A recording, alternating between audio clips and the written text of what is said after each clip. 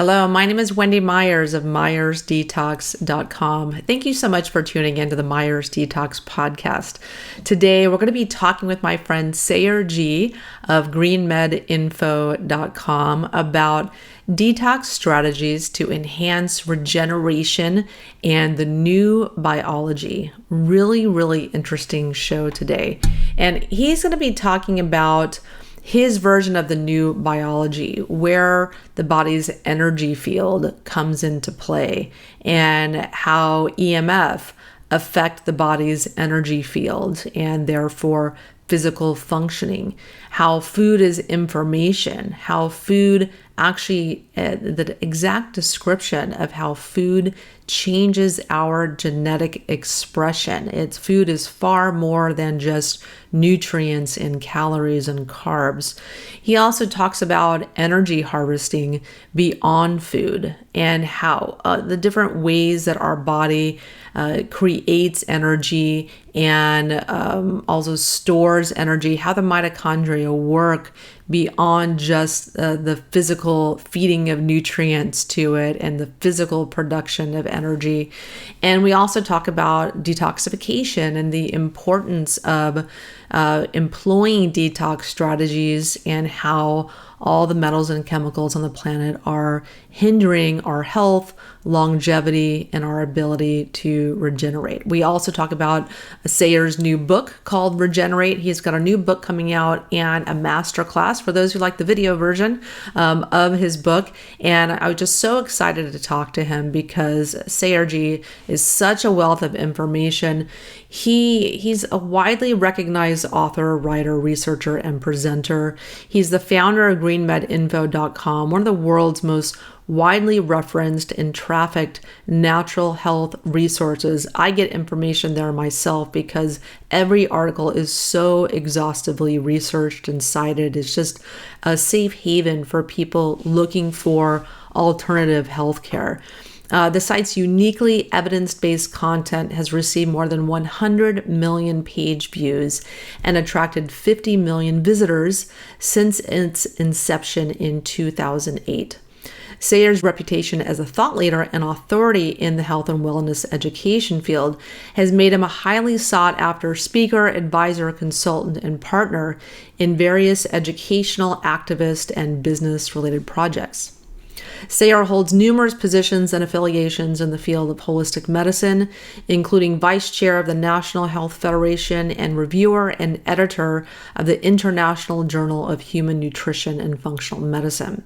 He's a co-founder and CEO of Systome Biomed, which focuses on the field of the new biology and its real-world implications, and CEO of the Exosome Media Group, which works with people, projects, and brands dedicated to natural health and conscious evolution. He also serves on the steering committee of the Global Non-GMO Coalition and is a strategic advisor to Robert F. Kennedy Jr., who's a big vaccine activist, and to the World Mercury Project, as well as to Dr. Joseph Mercola in his site, mercola.com. He also co-authored The Cancer Killers, which has sold more than 100,000 copies. Sayer's new book, Regenerate, Unlocking Your Body's Radical Resilience Through the New Biology, is available in stores and on Amazon March 2020, along with his Regenerate Masterclass. You can learn more at regenerateproject.com. Sayer, thanks so much for coming on the show. Oh, it's a great honor, Wendy. I love what you do and who you are, and it's just, great opportunity to be here. Yeah, so I saw a post on Facebook where you said you had a new book called Regenerate come out, and you also have a master class, with the principles in the book. And I just had to have you on the show because I respect your work so much. I've been a long-term subscriber of your emails, and everything you put out is evidence-based, just a tremendous amount of research that goes into everything you're doing. So I'm really excited about this, and I wanted to share this with my listeners. So talk about this new project, Regenerate. Talk about the book first and kind of what inspired you to write this. Thank you. What a great opportunity to share the story. Well, since early on in my journey, I was a very sick infant, and struggled throughout my early years to, find balance and harmony, and so I've always been on the path by dire necessity to understand how the body works and specifically mine and how to heal.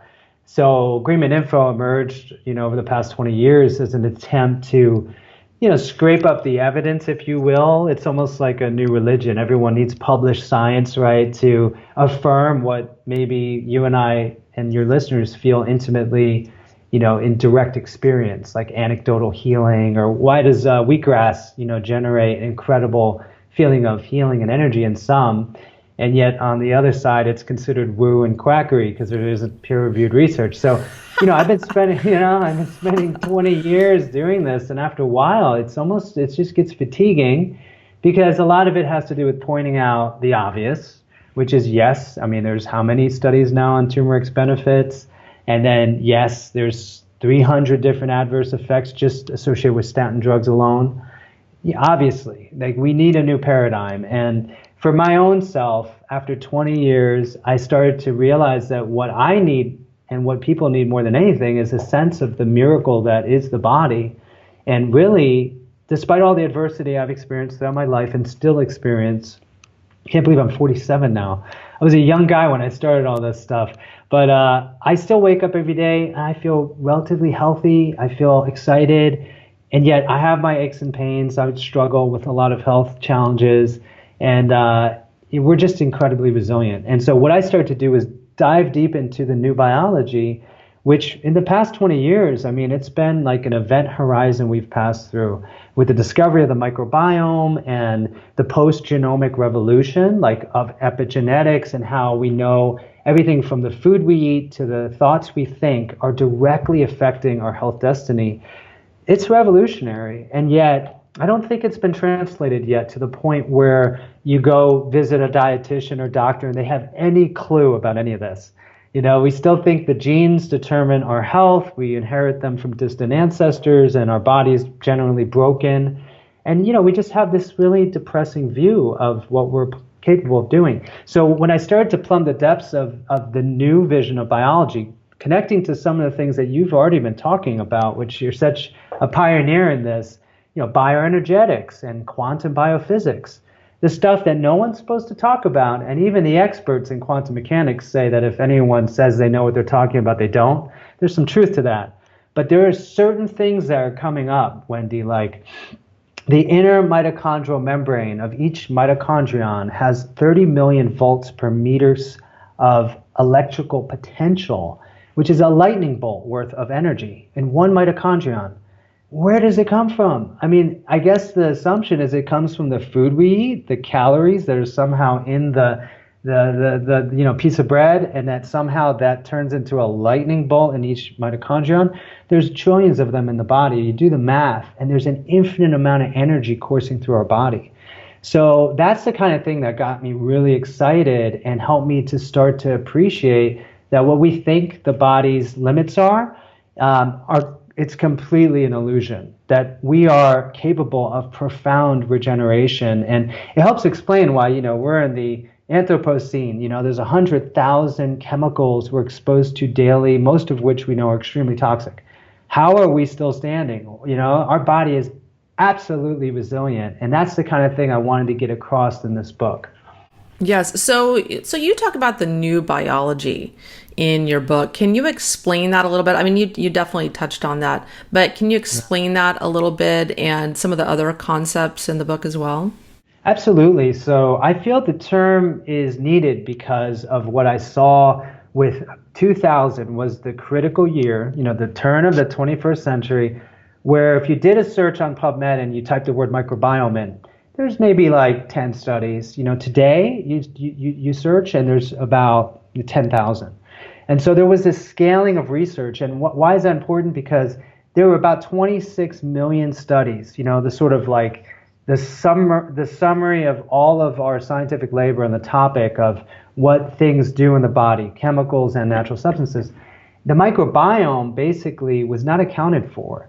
And now we know that technically humans are 99 times more, virus, bacterial, fungi than we are eukaryotic cells by genetic contribution. So the concept that I started to appreciate was that we don't really, the older body of research is no longer valid because we didn't even account for the role of the microbiome. Meaning, like, you take ibuprofen, the first thing that happens is it interacts with that microbiome. And then there's a whole metabolome produced that no one studied.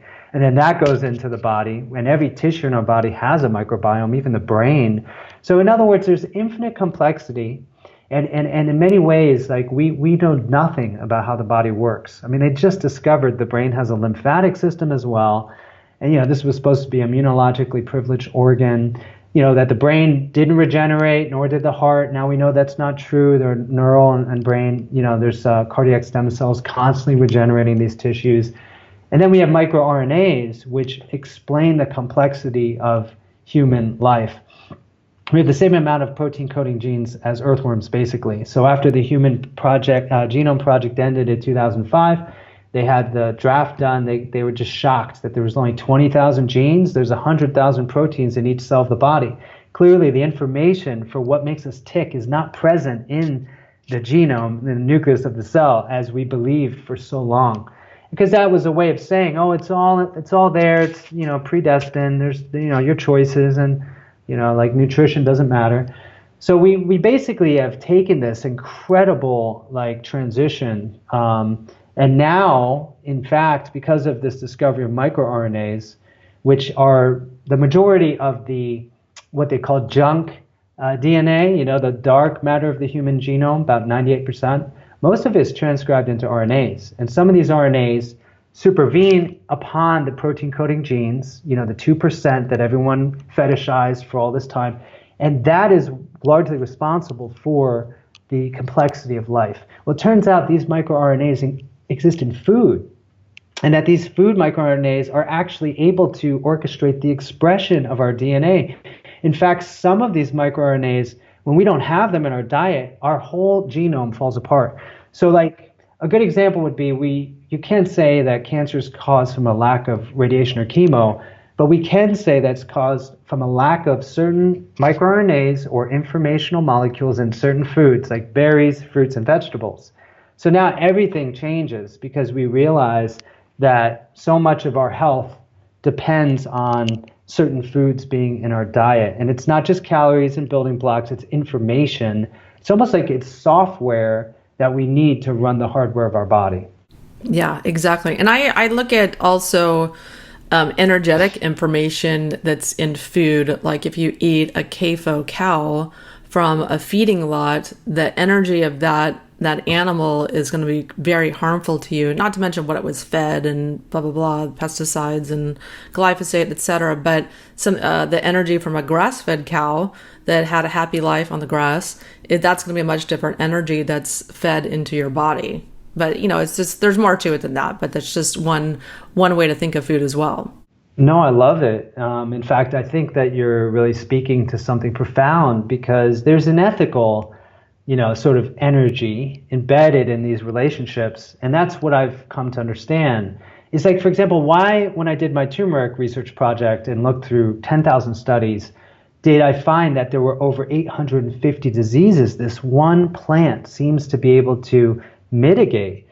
And that's because on some level, that plant is conferring health advantages to the animals consuming it, because it benefits when we're healthy. And when I started thinking about it, I was like, well, the angiosperm plants, the flowering plants that produced all these fruits and seeds that we eat, 70% of our food is dependent on the angiosperms. We co-evolved for 200 million years. Animals, complex animals, basically co-evolved with the plants. So certain plants didn't have wind to disperse seeds, it had animals. And so that's why we eat the delicious fruits. They nourish us, they make us strong, they heal us, we disperse their seed. We're fruitful, multiply, they're fruitful, multiply. So you start to see that there's a almost like ethical interdependence, like it's very interesting. So I don't know, I feel like we're starting to see how science makes possible even the Gaia hypothesis that Margulis and Lovelock discussed years ago, which is, how is it that the abiotic and biotic components of the entire planet are communicating somehow in this almost conscious entity that's self-regulating. It seems kind of mystical with unicorn dust sprinkled in the background, but I think that now we see the mechanistic infrastructure, because really microRNAs, as I've discussed, classical example was a study done by Zhang, published, I think it was 2013, where they took Chinese patients, fed them rice, and they found that the microRNAs in the rice went into the people's bodies and altered the expression of the LDL receptor in the liver. Everyone's all freaking out about lipids and, the importance of cholesterol. Well, that was a pretty significant finding, that just eating rice could alter the expression of the lipid profiles in their body. Well, now we know that's an example of what they call cross-kingdom regulation. So between animal and plant, there's a communication of essential information that alters really the genetic destiny of both kingdoms. And so we don't no longer have this little view of Dawkins' selfish gene. Everything's locked in the little genome. It takes hundreds of thousands of years to alter even a single sequence. It's actually happening in real time. We can alter, and actually new research also shows that the somatic cells in our body can transfer through these microRNAs information to the germline cells. So that would be sperm, for example, and then alter the expression of all the progeny's DNA down the line. So it's called Lamarckism. It's like, why is the blacksmith and his son or daughter, why are they built so well? And it's like these traits can be conferred immediately, and that's powerful because it means we're very much responsible for everything we do. Everything we do has an effect, but also means we have power to undo a lot of the changes and things we thought that were locked in our DNA, that it was sort of destined to experience. Yeah, and you talk in your book Regenerate that food is information. It imparts information and energy, and the RNA you talk about. So what are some of the most healthful foods that you, when you're in your research, that you uncovered impart some of the most benefit? Great question. Yeah, so interestingly, all foods, of course, also have a microbiome if they're not, sterilized through cold pasteurization or chlorine or high heat or microwaving. So the microbiome itself provides just a living culture of, extremely important microorganisms. But then the foods, of course, that we benefit most informationally from are the ones that theoretically we co-evolved with for the longest time. Those are the ancestral, foods. Sometimes people talk about paleo. That's another way of talking about it. But it's foods that, for example, didn't require the elaborate technologies of the agrarian revolution, which would have been pottery and, cooking apparatuses and all the things that we associate with grain-based culture. So things that are more forageable. They might be tubers and berries and seeds and vegetables and animal foods, perhaps, if there's no ethical restriction against consuming them. But interestingly, and this is really featured in the book in a way that I think is really fascinating, is that we now know through the amazing work of people like Jerry Pollack that water actually works like a molecular battery and absorbs the ambient electromagnetic energy in our environment, which comes from the sun, really. So, for example, the heart, right, has to pump a few liters of blood through 100,000 miles of tubing. How is it possible? It's only got 7 seconds of ATP, and there's just no pump that could ever deal with the pressure gradients to make that happen. But now we know that water is actually a light-powered battery, produces this exclusion zone that's up against water-loving surfaces like our blood vessels, and it just has this, it's a perpetual motion machine, basically. So even our circulation is only explained if we understand that light is actually powering the energy of our body. And then chlorophyll and melanin have recently been found also to upregulate energy production. Chlorophyll really through enhancing the Krebs cycle and ATP production. Melanin through causing a separation of charge and water molecules, basically, producing what is equivalent of a battery again, just through natural action of, it's sort of like chlorophyll does photolysis in photosynthesis. It breaks the water molecule apart. That's what melanin is actually doing as well. So technically, these are ways that we're getting energy without even getting food in our body. And we're not even talking about the quantum vacuum, which is a whole nother level to it, I think. Well, I think we want to hear about that. I do too. When you talk about energy harvesting, like beyond just food in the book Regenerate in your masterclass, can you explain that a little bit? Yeah, so what I found so fascinating is this gecko, basically. How is it walking up the wall and on the ceiling, just hanging there? It seems seemingly violating the laws of physics, right, and gravity. Well, they found that it has these plate-like structures at the end of their feet that look very much like the plates you use in the Casimir effect. So the Casimir effect is an experiment where you put two metal plates super close together, and because of the nature of the quantum vacuum, where you have all these electromagnetic wavelengths, the plates are basically pushed together, which proves that you can transduce this seemingly like baseline energy in the quantum vacuum. It's like this fundamental jiggle that happens, or wiggle, and turn it into actually work in the sort of macroscopic plane. So in other words, the quantum vacuum has a near limitless amount of energy available. The question was always, can it be transduced in a way that shows up physically and does work in physical systems? And the gecko appears to be capable of transducing that energy.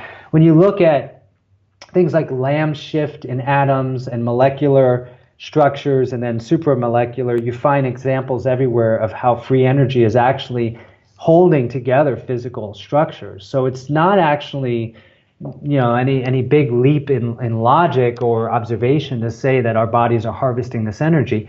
But what I got really fascinated by was looking at the mitochondria, because they have all this immense power available to them, 30 million volts per meter, compared to like the power lines. I think it's like 500,000 volts per meter. That's how much energy potential is like coursing through those lines. So this is just in one mitochondrion, so you have millions of them.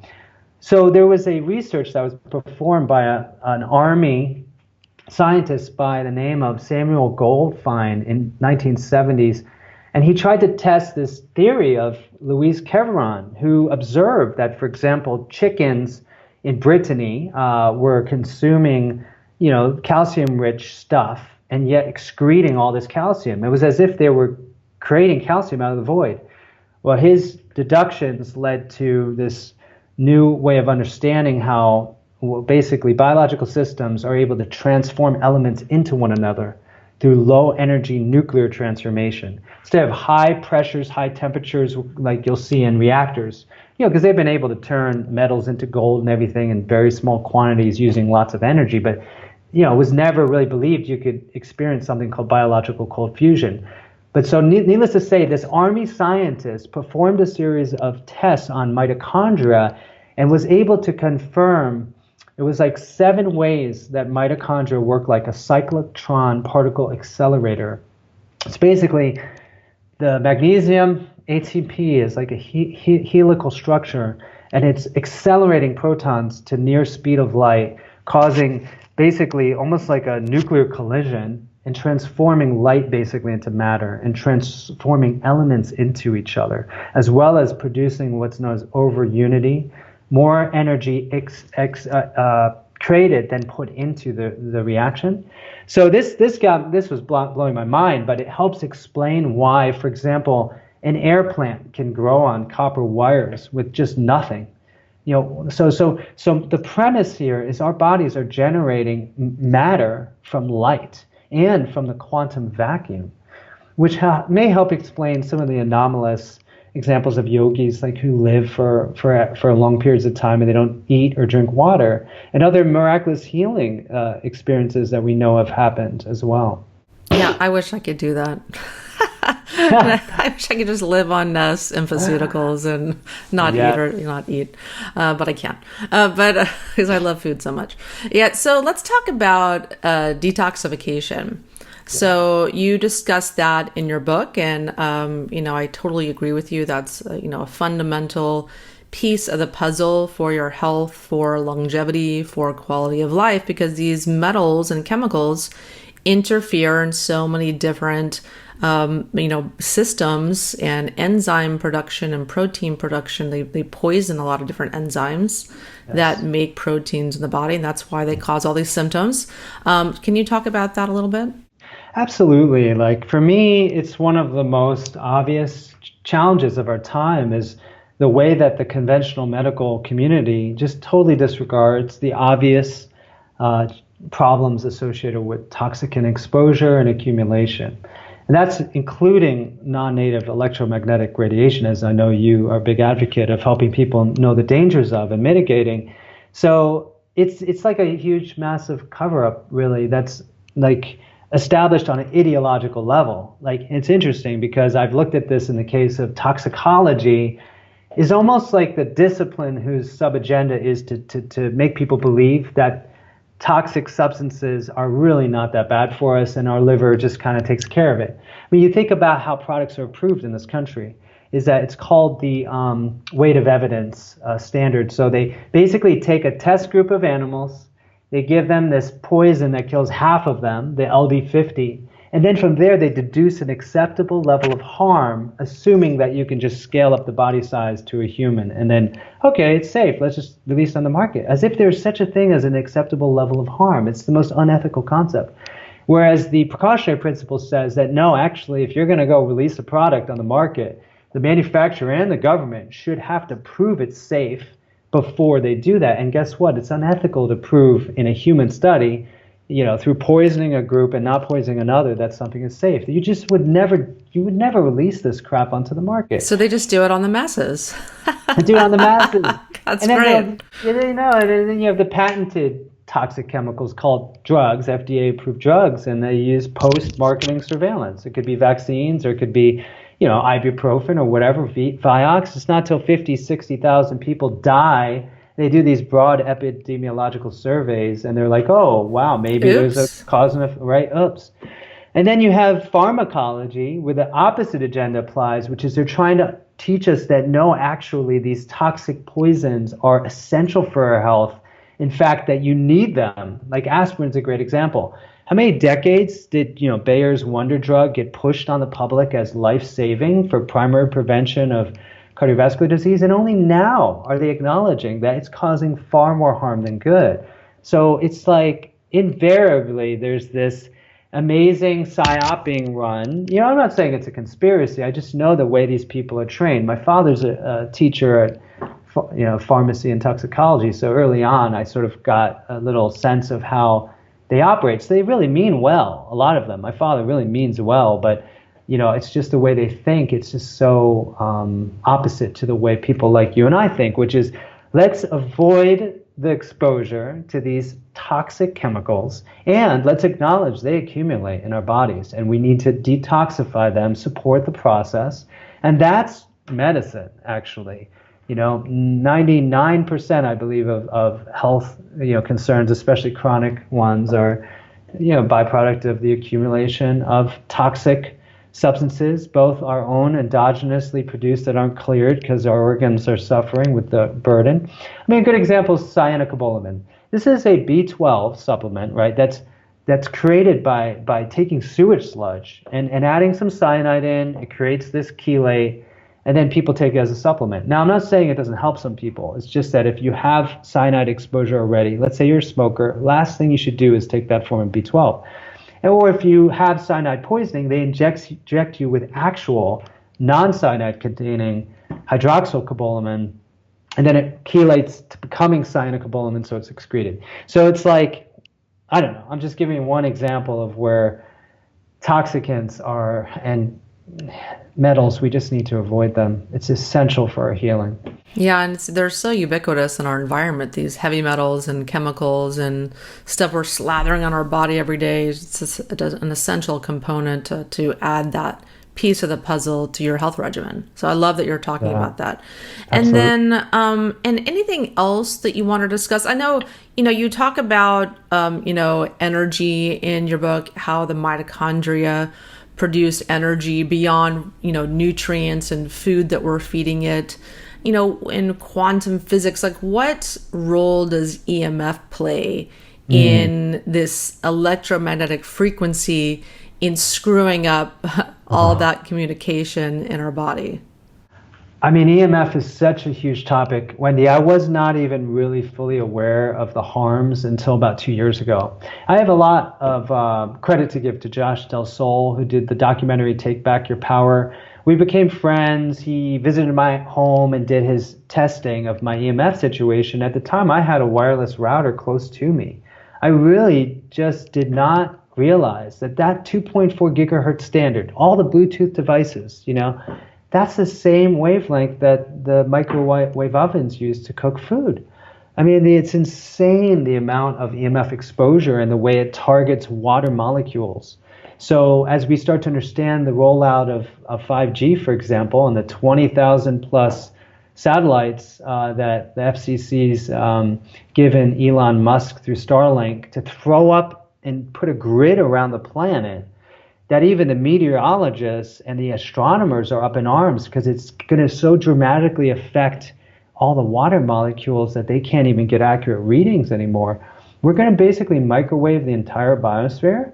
For what? So we have faster streaming? I doubt it. It has a lot to do with global real-time surveillance, which they've rolled out in China already, we know, and I think California is next.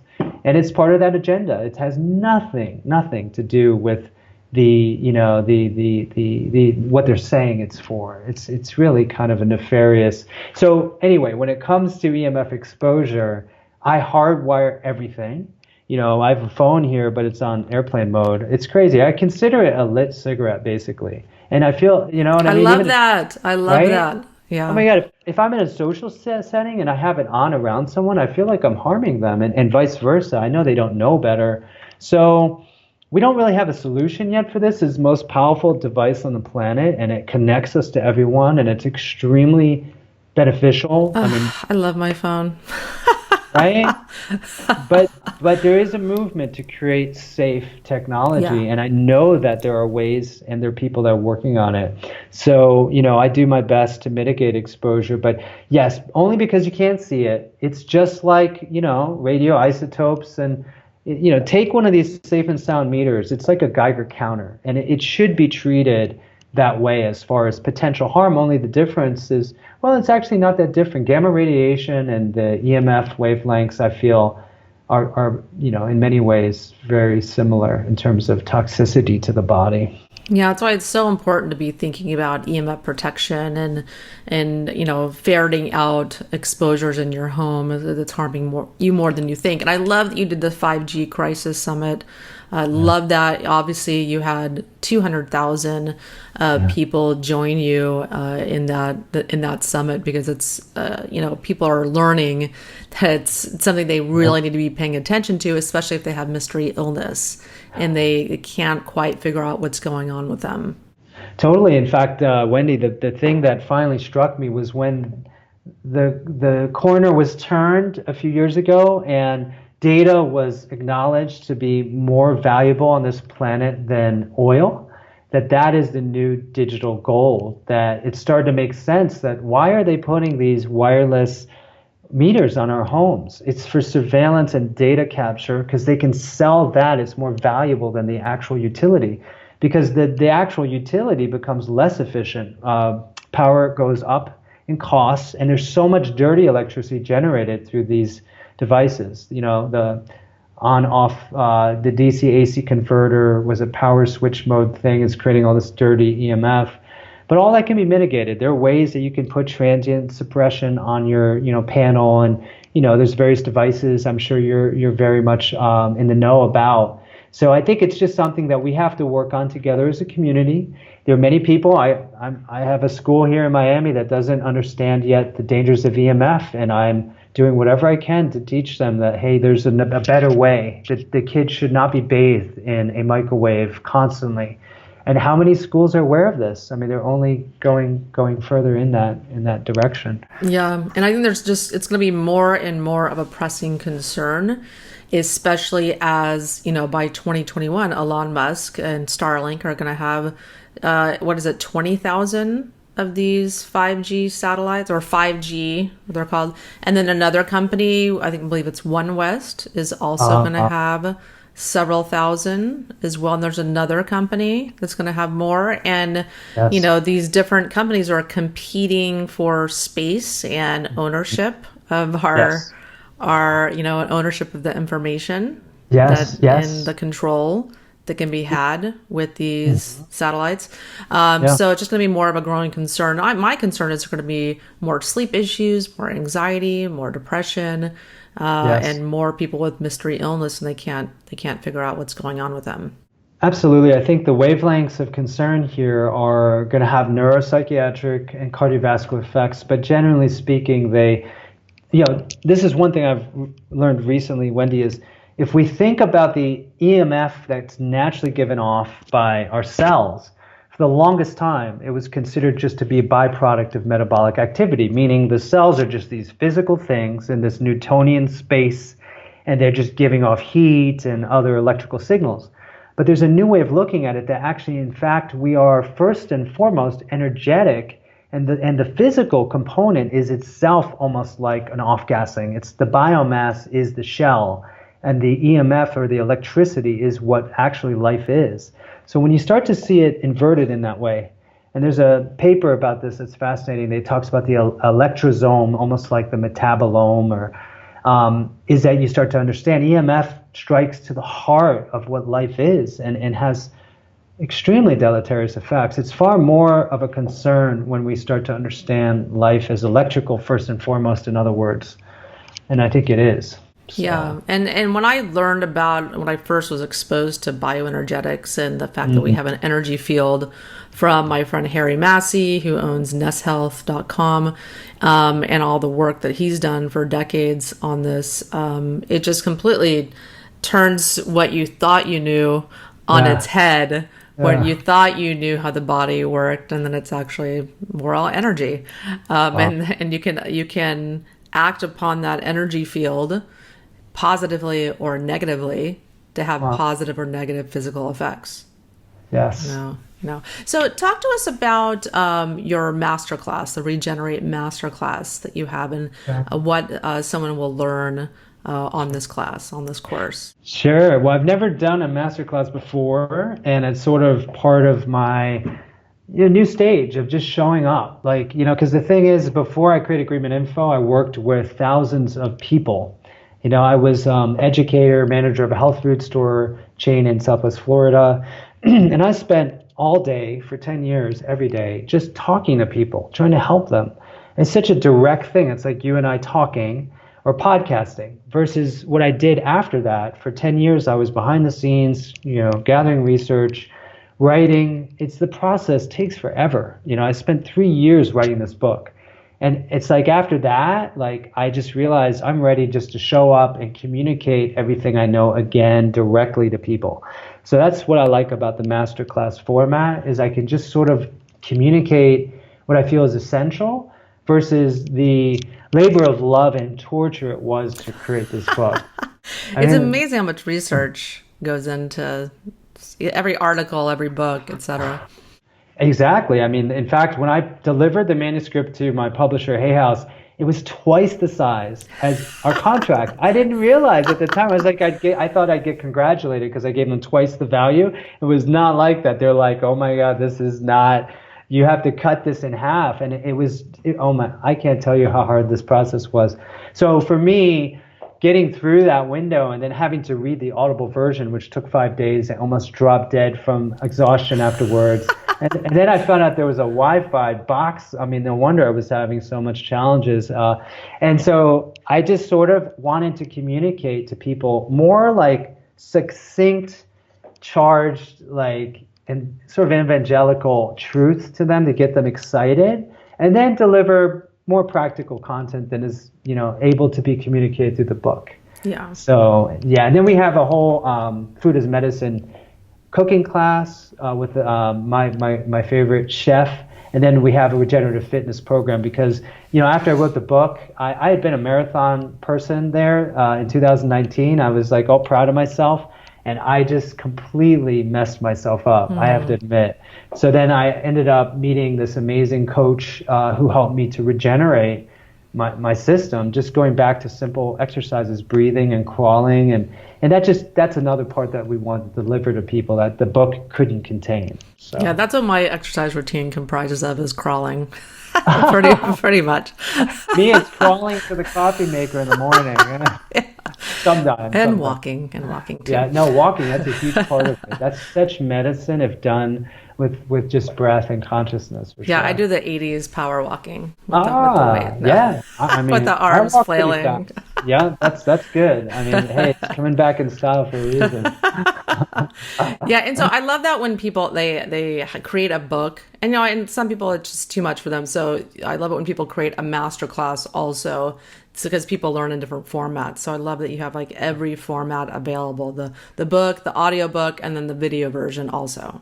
Totally. Yeah, I went all out because at this point, my hope, Wendy, is this is the beginning of me and just the world. Just regeneration is what we need, and it's not just physical; it's spiritual, it's relationships, it's technology. I'm like just so excited about some of the things I learned in this process that I'm ready for just inviting that in. Like we live in an amazing time. We just have to navigate things correctly, and I think we can come out the other end like just in a very beautiful place. Yeah, I know. The more you learn about all of these potential threats in our environment, the more and more toxins are coming out. There's more and more EMF, and then there's the coronavirus, and then there's all these things. You can get fearful and overwhelmed, but there's a lot of things that you can do to help yourself and regenerate, and So I love that you're giving all these tools and information to people, very cutting edge stuff. So you guys, there'll be links to everything we discussed, your book and your masterclass in the show notes. But tell us where we can learn more. What site can we go to? Sure. Well, we always have Agreement Info. We have that daily newsletter there. And I'm actually starting to write again. For 3 years, I basically stepped out, and now I'm ready to get back into some of the more exciting things that I haven't been able to address in a while. And then we have the regenerateproject.com. You can get a sample chapter of the book and also updates of just the new research that I really think will help to inspire people to know that we can heal ourselves, the planet, relationships. That's really what I'm looking to do. Well, Sayar, thank you so much for coming on and imparting your wisdom on everyone. I love having you on because you're just always so interesting to talk to. Thank you so much. I so appreciate what you're doing. And just it's a great honor. Thank you. Yeah. And everyone, thanks for tuning into the Myers Detox podcast. Every week we talk about subjects related to heavy metal toxicity, chemical toxicity, detoxification protocols, supplements, saunas, etc., and alternative health as well. So thanks for tuning in, and I'll talk to you guys next week.